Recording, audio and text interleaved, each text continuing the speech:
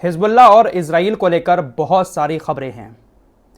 Hezbollah ने भी कुछ नए एक्शन लिए हैं, कुछ नई धमकियां दी हैं और बहुत सारी बातें कही हैं। इजराइल की तरफ से भी बहुत कुछ किया गया है। सारी चीज़ें आपको वीडियो में आगे बताऊंगा, लेकिन पहले बात मैं मक्का की कर लेता हूं। कल मैं आपको खबर दे चुका हूं, हज के दौरान मक्का के अंदर तकरीबन 577 हाजियों की मौत हो गई।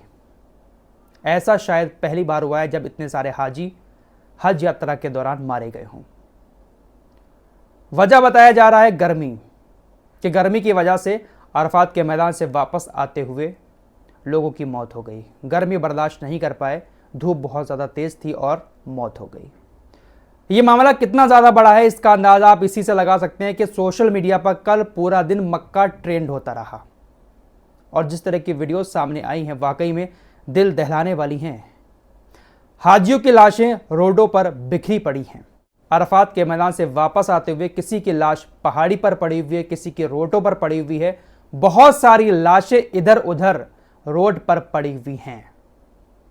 ये तस्वीरें वाकई में बहुत ज़्यादा अफसोसनाक हैं और सवाल भी बहुत सारे खड़े कर रही हैं कि आखिर क्यों इतनी दर्दनाक हाजियों की मौत क्यों। मैंने जब वो वीडियो डाला था तो उस पर बहुत सारे हाजियों के कमेंट भी आए जो इस वक्त सऊदी अरब में हज करने गए हुए हैं। लोगों ने कहा कि फराज भाई, हमने आपकी वीडियो देखी, मौतें हुई हैं। इन मौतों की जितनी बड़ी वजह धूप है, उससे कहीं ज़्यादा बड़ी वजह प्रशासन भी है। प्रशासन ने उस तरह की तैयारियां नहीं की वहां के, जिसकी वजह से इतने सारे हाजियों की मौत हुई है। अरफात के मैदान से वापस लौटते वक्त ट्रांसपोर्ट का बहुत ही बुरा वहां पर इंतजाम था। लोग होटल जाने के लिए बहुत देर तक भटकते रहे, लेकिन किसी तरह का कोई ट्रांसपोर्ट उनको जल्दी नहीं मिल पाया और धूप में उनकी इसी वजह से मौत हो गई। बहुत सारे लोग इसी वजह से तड़प तड़प कर मरे हैं कि उनको होटल पहुंचने के लिए कोई जल्दी ट्रांसपोर्ट नहीं मिल पाया। बहुत सारे कैंप भी लगाए जाते हैं, वहां पर पानी वगैरह का इंतजाम होता है, साय का इंतजाम होता है। बहुत सारे लोगों के कमेंट आए हैं जो हज करने गए हैं कि हम आपको पूरी जानकारी देंगे, फराज भाई हमसे बात करिए।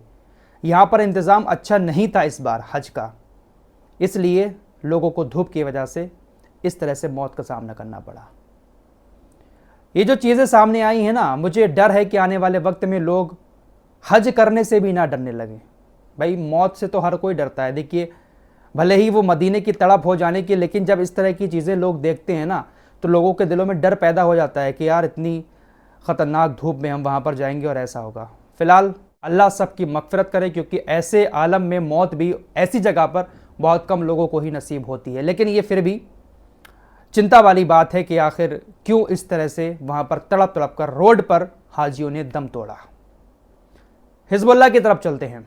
हिजबुल्लाह की ताकत का सबसे पहले एक नमूना आप लोगों को दिखाना चाहता हूँ। दोस्तों, हिजबुल्लाह के पास कुछ ऐसे ड्रोन हैं। हिजबुल्लाह के ड्रोन की बात तो मैं पहले भी आपसे कर चुका हूँ। इजरायली मीडिया खुद कहता है कि मिसाइलों और रॉकेटों से ज़्यादा ताकतवर तो हिजबुल्लाह के ड्रोन हैं। हिजबुल्लाह के ड्रोन इजराइल के जो हाइफा बंदरगाह है, जो कि लेबनान के बॉर्डर से बहुत दूर है, हिजबुल्लाह के ड्रोन हाइफा बंदरगाह तक पहुंचकर हाइफा बंदरगाह पर कौन कौन सी चीज़ें हैं उन सभी को कैप्चर करके वापस आ जाते हैं। और हिजबुल्लाह लगातार इस तरह के फुटेज जारी कर रहा है।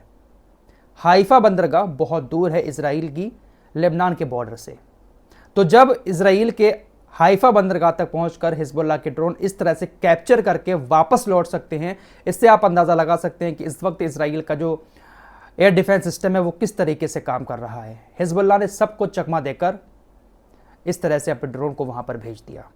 इस मामले को लेकर हिजबुल्लाह के हसन नसरुल्लाह ने कहा कि हुदहुद ड्रोन द्वारा रिकॉर्ड किए गए कई इजरायली शहरों का दूसरा, तीसरा, चौथा और पाँचवां एपिसोड होगा।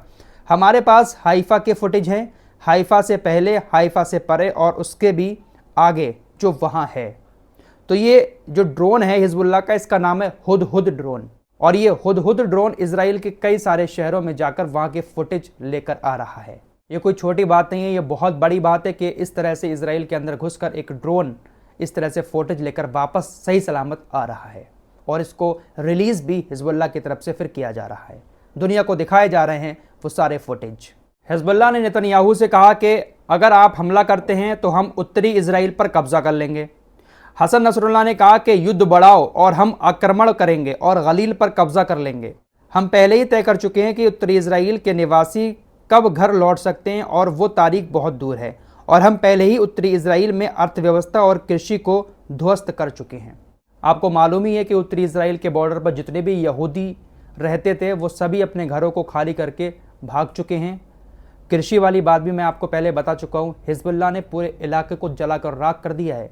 जो भी कृषि होती थी वो उत्तरी इजराइल के एरिया में ही होती थी, सभी को जलाकर राख कर दिया है, सबको नष्ट कर दिया है और साफ कह दिया है कि अगर आप युद्ध छेड़ते हैं तो उस एरिया में, गलील शहर का नाम आपने सुना ही होगा, कितनी बार मैं आप लोगों को बता चुका हूँ, उस पर हम कब्जा कर लेंगे। क्योंकि हिजबुल्लाह जो है वो ज़्यादा दूर नहीं है इसराइल के बॉर्डर से ज़्यादा वो आधा किलोमीटर के अंदर ही बैठकर इसराइल के बॉर्डर से इसराइल के ऊपर हमले कर रहा है। हिजबुल्लाह के नेता ने आगे कहा कि ईरान ने हज़ारों लड़ाके भेजने के लिए हमसे कॉन्टैक्ट किया है। हमने कहा कि हमारे पास पहले से ही 1 लाख से ज़्यादा लड़ाके हैं और हम गिनती खो चुके हैं। हसन नसरुल्लाह ने कहा कि भाई हमारे पास तो पहले ही इतने सारे लड़ाके मौजूद हैं कि हमें गिनती भी याद नहीं है कि कितने सारे लोग लड़ने के लिए तैयार हैं। 1 लाख से ज़्यादा लोग हैं, अगर ज़रूरत पड़ेगी तो हम बुला लेंगे। आपको बता दूं, पहले ही सीरिया, इराक और यमन के लड़ाके भी कह चुके हैं कि हम भी इसराइल का सामना लेबनान के अंदर जाकर करेंगे।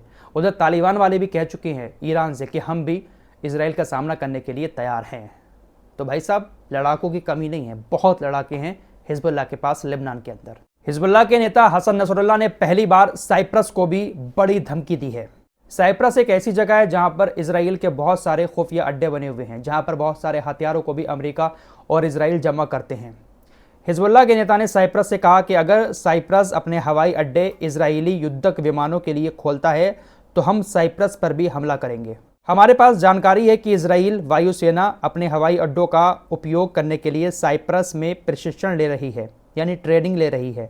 हम साइप्रस को चेतावनी देते हैं कि अगर वो संभावित युद्ध के दौरान इजराइल के लिए अपने हवाई अड्डे खोलता है तो हम इसे युद्ध का हिस्सा मानेंगे। तो साइप्रस को भी एक बड़ी धमकी दे दी है, क्योंकि इजराइल साइप्रस के हवाई अड्डों का भी इस्तेमाल करता है और साइप्रस में बहुत सारे खुफिया अड्डे भी बनाए रखे हैं। तो हिजबुल्लाह ने उधर भी उसे धमकी दे दी है। हसन नसरुल्लाह ने कहा कि इजराइल को ज़मीन, हवा और समुद्र से हमारा इंतज़ार करना चाहिए। हम बिना किसी रेड लाइन के, बिना किसी सीमा के लड़ेंगे। ऐसा कोई बिंदु नहीं जहां हम नहीं पहुंच सकते और प्रत्येक मिसाइल और ड्रोन एक अलग लक्ष्य पर वार करेंगे। फिलहाल सौबात की एक बात यह है कि हसन नसरुल्लाह सिर्फ और सिर्फ धमकी ही नहीं दे रहे हैं, बल्कि धमकी देने के साथ साथ वो हमले भी कर रहे हैं और बाकायदा फुटेज भी उसके जारी किए जाते हैं। हिजबुल्लाह जब हमले करता है, रॉकेट छोड़ता है, मिसाइलें छोड़ता है, तो उसके साथ साथ कुछ ड्रोन भी छोड़ता है। जो रॉकेट और मिसाइल इसराइल के अंदर जाकर गिरते हैं तो ड्रोन उसको कैप्चर करके वापस आता है और हिजबुल्लाह बाकायदा फिर उन फोटोज़ को जारी करता है। तो हिजबुल्लाह भी एक तगड़ी टक्कर इसराइल को उस बॉर्डर पर दे रहा है। सब्र रखिए, फिर कहूँगा सब्र रखिए, इतनी आसानी से जीत हासिल नहीं होगी। मिलते हैं एक और नई वीडियो के साथ, तब तक के लिए अपना ख्याल रखिएगा। अल्लाह हाफिज़।